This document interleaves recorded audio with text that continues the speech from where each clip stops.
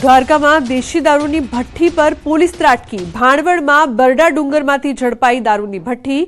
દેશી દારૂ બનાવવાના સાધનો સહિત 35,000નો મુદ્દામાલ જપ્ત કરવામાં આવ્યો।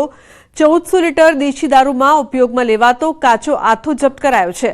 બરડા ડુંગરમાં આવેલા છેલ્લા નેસ વિસ્તારમાં દારૂની ભઠ્ઠી ચાલતી હતી। પોલીસે ફરાર આરોપી ગોગન રબારી સામે ગુનો નોંધીને વધુ તપાસ હાથ ધરી છે। કેરીના રસના રસિકો સાવધાન રહેજો। અમદાવાદમાં ગ્રાહકને કડવો અનુભવ થયો છે। બોપલ સ્થિત ગ્વાલિયામાંથી લીધો હતો રસ। કેરીના રસમાં દુર્ગંધ આવતી હોવાનો ગ્રાહકનો આક્ષેપ। ગ્રાહકે એએમસી ફૂડ વિભાગમાં ફરિયાદ કરી। એએમસી ફૂડ વિભાગે આ સમગ્ર મામલે તપાસ હાથ ધરી છે। આ રસમાં પહેલાં હું અહીંયા આવ્યો હતો। પહેલાં મેં પછી ટેસ્ટ કર્યો તો મને ટેસ્ટમાં ગડબડ લાગી, પણ મેં કીધું એક ચમચી ખાધો હશે એટલે એવું લાગશે।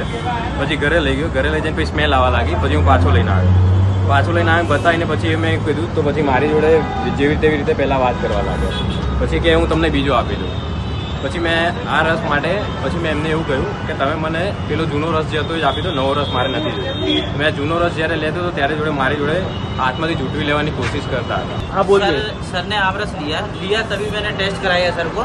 दोनों लोगों ने टेस्ट किया, आमरस अच्छा है, लेके गए। फिर ये वापस लेट के आए कि आमरस खराब है, नहीं अच्छा लग रहा है। दूसरा वाला टेस्ट कराया, बोला पैसा दे दो, तो मैंने इनको पैसा दे दिया। इनका आरोप है कि आपने बदतमीजी की उनके साथ। कौन सा चीज का सर? ये खींच लेने का प्रयास किया? नहीं, मैं वो कैमरा है, इन्होंने ही खींचा, मैंने कोई नहीं खींचा।